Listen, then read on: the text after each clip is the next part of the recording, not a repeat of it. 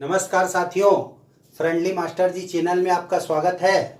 आज हम लघुत्तम समापवर्त्य से जुड़ी कुछ महत्वपूर्ण प्रश्नों पर चर्चा करेंगे जो प्रतियोगी परीक्षाओं में अधिकतर पूछे जाते हैं।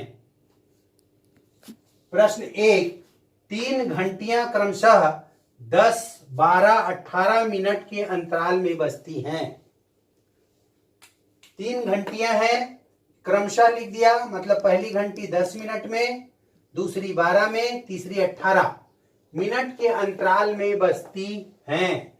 यदि वे प्रातः 10 बजे एक साथ बजी हों तो फिर एक साथ कब बजेंगी। इस प्रकार का यदि प्रश्न आए तो इसमें 10, 12 और 18 जो भी यहाँ पे दिए रहेंगे, दी हुई संख्या का हम लघुत्तम समापवर्ती निकाल लेते हैं और उसके बाद हमारा प्रश्न हल हो जाता है। इसी प्रकार के अन्य प्रश्न हैं जिसको भी इसी तरीके से बनाया जा सकता है।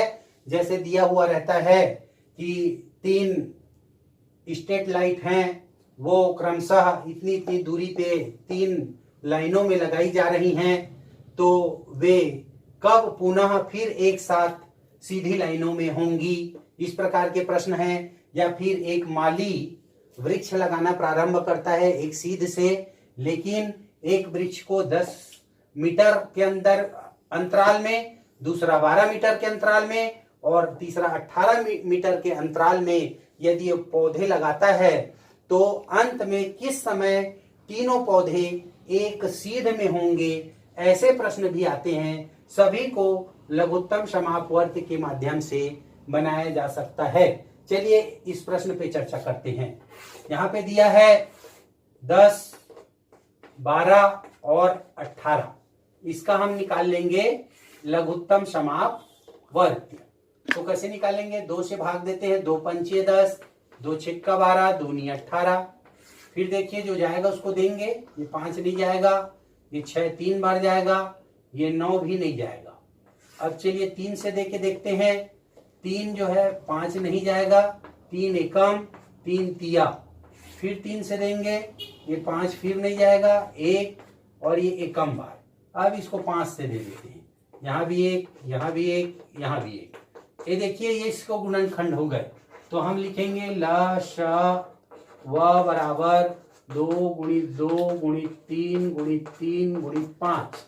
अब यदि ये गुणनखंड को लिखना है, इन गुणनखंडों को लिखना है, तो इसका गुणा यदि एक बार में नहीं बनता है, हम 2 पार्ट बना सकते हैं। चलिए एक पार्ट ये, एक पार्ट ये कर लिए। 3 दूनी 6, 6 दूनी 12 और इसको कर लिए 3 पंचे 15। देखिए 2 पार्ट बन गया। 15 दूनी 30 और 15 कम 15 और 3 18। ये देखिए ये काहे में है ये? क्योंकि ये दिया हुआ है मिनट में। काहे में दिया है ये? 10, 12, 18। ये 10, 12, 18 मिनट दिया है, इसलिए ये भी मिनट में आया है। अब देखते हैं 180 मिनट को घंटा में बदलने के लिए क्या करेंगे? 180 बटे 60।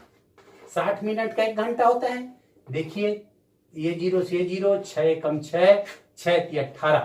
तो कितने घंटे हो गए? 3 घंटे आया इसका। मिनट में 180 मिनट, लेकिन घंटे में 3 घंटा। अब देखते हैं यदि वे प्रातः 10 बजे बजे हैं, बोल रहा है। ये देखिए सुबह 10 बजे बजा है। अब कब एक साथ बजेंगे? 3 घंटे बाद बजेंगे। चलिए जोड़ लीजिए। 10 3 13 बजे। ये देखिए 13 बजे बजेंगे। इसी को हम लोग 13 बजे भी बोलते हैं।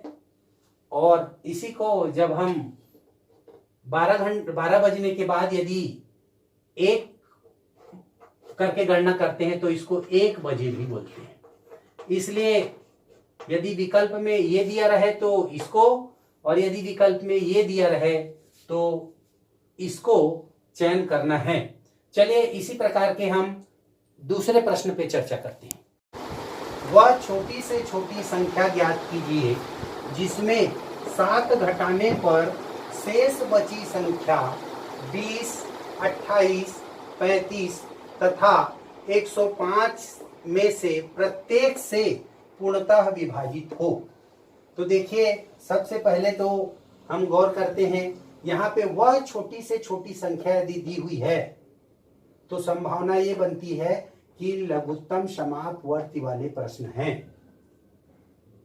दूसरी बात, शेष बची संख्या 20, 28, 35, 105 में से प्रत्येक से पूर्णतः विभाजित हो, मतलब दी गई संख्याओं से भाग देना है। तो दी गई संख्याओं से किसको भाग देते हैं? लघुत्तम समापवर्ती को भाग देते हैं। दो बातें सामने आ गई, दोनों से जान गए। अब एक बात और बोल रहा है, जिसमें 7 घटाने पर। तो देखिए यदि लघुत्तम समापवर्ती वाले प्रश्न होंगे तो पहले एलसीएम निकाले जाएंगे और उसके बाद उसमें 7 जोड़ना पड़ेगा। क्यों, इसके लिए बाद में चर्चा करेंगे। चलिए अभी पहले लघुत्तम समापवर्ती निकालते हैं।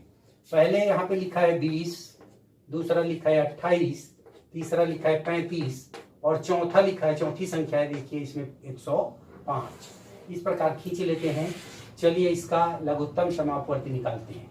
2 से भाग दिए 10 बार जाएगा, 2 से भाग दिए 14 बार जाएगा, ये नहीं जाएगा 2 से। हम विभाज्यता नियम पर चर्चा कर चुके हैं। उसी प्रकार देखिए अब 2 से और जाएगा, ये दोनों जाएंगे कम से कम, 2 पंचे 2 सत्ते, और ये देखिए यहाँ पे 35 नहीं जाएगा, ये 105 भी नहीं जाएगा। चलिए अब देखते हैं 3 से कोई जाए तो, क्योंकि क्रमशः इससे बढ़ते जाते हैं धीरे धीरे। 2 से हम 3 की ओर बढ़े, यदि 3 से कोई भी नहीं जाता तो लिखना जरूरी नहीं था 3। चलिए देखते हैं 5, 7, देखिए ये भी नहीं जाएगा, विभाज्यता नियम जानते हैं हम, दोनों को जोड़ने से जो 3 से भाग नहीं जाएगा। ये चलिए जा रहा है 3 तिया 9 और 3 पंचे 15। देखिए अब देते हैं 3 के बाद देखिए 4 से कोई भी संख्या नहीं जाएगी, इसलिए 4 से देने की आवश्यकता नहीं है। सीधे 5 से देते हैं, 5 एकम, ये 7 नहीं जाएगा, 5 सत्ते 35 और ये भी 5 सत्ते 35। अब देखिए फिर देते हैं 7 से, यहां भी एक आ गया, यहां भी एक आ गया, यहां भी एक आ गया और यहां भी एक आ गया। इस प्रकार ल श व बराबर हो जाएगा इनका गुणनफल। देखिए 2 गुणित 2 गुणित 3 गुणित 5 गुणित 7।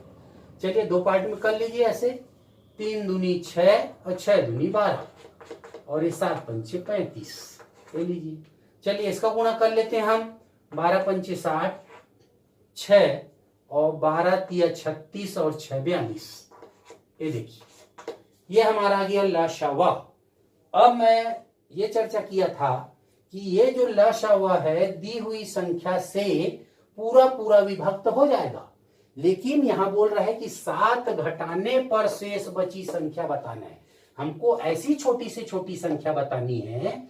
यदि इस प्रश्न को ऐसा पूछता, वह छोटी से छोटी संख्या ज्ञात कीजिए जो 20, 28, 35, 105 से प्रत्येक से पूर्णतः विभाजित हो। ये यदि नहीं दिया होता तो ये हमारा बन गया था 420। लेकिन यहां बोल रहा है कि वह छोटी से छोटी संख्या ज्ञात कीजिए जिसमें 7 घटाने पर शेष बची संख्या पूरा पूरा विभक्त हो इससे। तो 7 कब बचेगा? जब हम इसमें 420 में हम 7 को जोड़ दें। तो देखिए वह संख्या कितनी हो जाएगी? 427 हो जाएगी। जो यहाँ घटाना बोले रहेगा उसी संख्या को हम यहाँ जोड़ेंगे। तो अब क्या हो गया? देखिए वह संख्या, वह छोटी से छोटी संख्या क्या हो गई? 427 हो गई। अब चलिए उत्तर की जांच कर लेते हैं। जिसमें 7 घटाने पर, अभी 427 में यदि हम 7 घटाएंगे तो क्या बचेगा हमारे पास? 420 बचेगा।